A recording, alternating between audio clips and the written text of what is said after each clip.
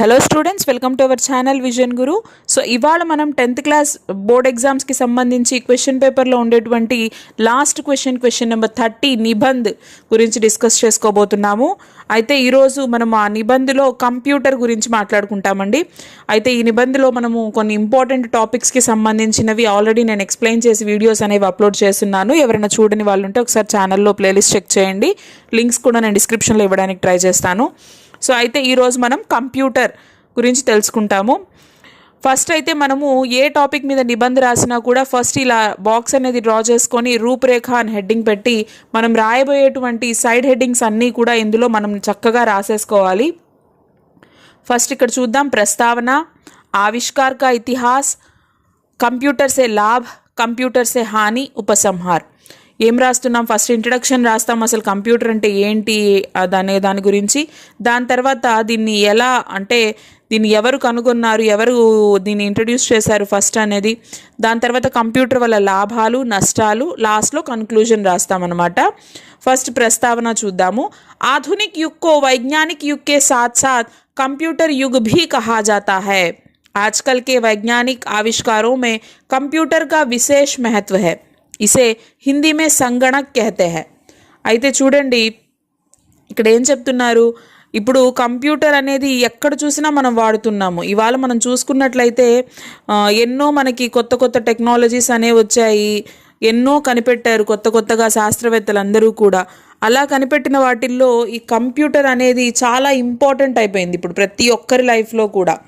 దీన్ని హిందీలో ఏమని పిలుస్తారు? సంగణక్ అంటారు. కంప్యూటర్ని హిందీలో సంగణక్ అంటారు. ఆవిష్కార్ కా ఇతిహాస్. సో ఇది ఎలా వచ్చింది ఏంటి అనే దాని గురించి చూద్దాము. 20वीं शताब्दी के मध्य में कंप्यूटर नामक यंत्र का निर्माण हुआ. సో 20వ శతాబ్దం మధ్యలో ఇక్కడ కంప్యూటర్ అనేటువంటి యంత్రం అనేది తయారు చేయడం జరిగింది. ఇస్కా ప్రయోగ్ సర్వప్రథం జనగణనకే లియే కియా గయా. ఫస్ట్ అయితే కంప్యూటర్ని ఎందుకు యూజ్ చేశారు అంటే జనగణన, జనాభా లెక్కలని కౌంట్ చేయడం కోసం అనేసి దానికోసం వాడడం జరిగింది. डॉक्टर चार्ल्स बेबेज आधुनिक कंप्यूटर के जन्मदाता माने जाते हैं. అయితే దీన్ని కనుగొన్నది డాక్టర్ చార్లెస్ బెబేజ్ అని చెప్తున్నారు. కంప్యూటర్ కే 4 భాగ్ హోతే హై. ఇందులో 4 మెయిన్ పార్ట్స్ అనేవి ఉంటాయి. Input unit, output unit, processor, memory. ఇవి రాసినా సరిపోతుంది. లేదు వీటికి హిందీ కూడా రాయాలి అనుకుంటే మీరు ఇలాగా ఇన్పుట్ యూనిట్ ఆగత్ ఇకాయి, అవుట్పుట్ యూనిట్ నికాస్ ఇకాయి, ప్రాసెసర్ విధాన్ విధి, మెమరీ స్మృతి. సో ఇలా దీని 4 పార్ట్స్ అనేవి రాస్తాము. నెక్స్ట్ కంప్యూటర్ సే లాభ్. దీనివల్ల లాభాలు ఏంటి? ఆజ్కల్ రసోయి घर से लेकर रॉकेट केंद्र तक कंप्यूटर का उपयोग किया जा रहा है. ఇవాళ కిచెన్ నుంచి కూడా మనము స్పేస్ సెంటర్ దాకా ప్రతి చోట కూడా ఎక్కడ చూసినా కూడా కంప్యూటర్ అనేది యూజ్ చేసుకుంటున్నారు ప్రతి ఒక్కరు. ఇస్కా నిర్మాణ్ మానవ్ కి బౌద్ధిక్ శక్తి కి బచత్ కే లియే కియా జాతా హై.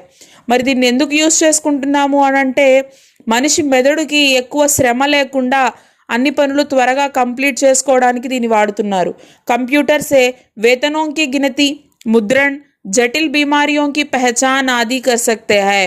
ఈరోజు కంప్యూటర్లో మనకి తెలియందంటూ ఏది లేదు. ఏ విషయమైనా సరే మనము దాంతో తెలుసుకుంటున్నాం అనమాట. శాలరీ కౌంటింగ్ కావచ్చు, లేదంటే ఏదైనా డిసీజ్ గురించిన ఇన్ఫర్మేషన్ కావచ్చు, ఇలా చాలా విషయాలు అనేవి మనం దీని ద్వారా తెలుసుకోవచ్చు. ఆజ్కల్ సర్కార్ నే భీ సర్కారీ విద్యాలయోं में కంప్యూటర్ శిక్ష అనివార్య కర్ दी है. అయితే ఈరోజు మనం చూసుకున్నట్లయితే కంప్యూటర్ అనేది ఎవరో ప్రైవేట్ స్కూల్స్లో చదివే వాళ్ళు, కార్పొరేట్ స్కూల్స్లో చదివే వాళ్ళే కాదు, గవర్నమెంట్ ఏం చేసింది, గవర్నమెంట్ స్కూల్స్లో కూడా ఈ కంప్యూటర్ ఎడ్యుకేషన్ని కంపల్సరీ చేసేసింది. మనకి గవర్నమెంట్ స్కూల్స్లో కూడా కంప్యూటర్ నేర్పిస్తున్నారు.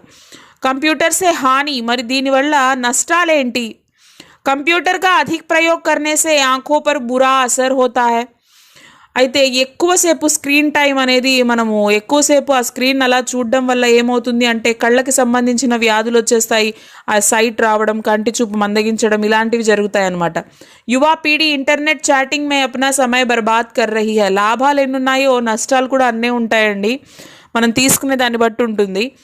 సో అయితే ఇప్పుడు జనరేషన్ ఏం చేస్తున్నారు, ఇంటర్నెట్ చాటింగ్ అని చెప్పేసి గేమ్స్ అనేసి ఇలా వాడుతున్నారు కంప్యూటర్ని. సో ఇవి నష్టాలు అన్నమాట. उपसंहार कंक्लूजन। कंप्यूटर से कुछ हानि होने पर भी इसका मानव जीवन में उपयोग अनिवार्य बन गया है। आज के युग में सभी कार्य कंप्यूटर पर आधारित हो रहे हैं। అయితే సో కొన్ని నష్టాలు కొన్ని లాభాలు అనేవి అన్నిట్లో ఉంటాయి. బట్ మనం ఏమి తీసుకోవాలి అనేది మన మీద డిపెండ్ అయి ఉంటుంది. కాబట్టి ఈ మనం చెప్పుకున్నటువంటి ఈ హాని నష్టాలు ఏవైతే ఉన్నాయో వీటిని మినహాయిస్తే కంప్యూటర్ అనేది ప్రతి ఒక్కరి లైఫ్లో డైలీ లైఫ్లో కంపల్సరీ అయిపోయింది.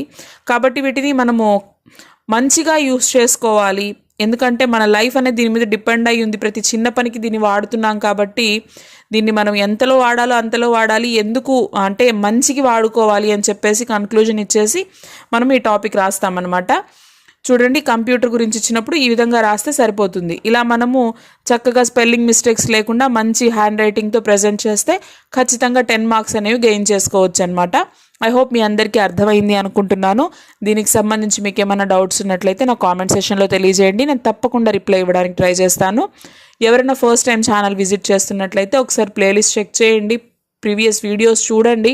మీకు ఏ విధంగా అయినా హెల్ప్ అవుతుంది అంటే మాత్రం తప్పకుండా లైక్ చేయండి, షేర్ చేయండి, ఛానల్ని సబ్స్క్రైబ్ చేసుకోవడం మర్చిపోవద్దండి. అలాగే బెల్ ఐకాన్ని క్లిక్ చేసినట్లయితే మేము వీడియో అప్లోడ్ చేసిన వెంటనే మీకు నోటిఫికేషన్స్ అనేవి వచ్చేస్తాయి. ఇలాగే సపోర్ట్ చేస్తూ ఉండండి. Thank you.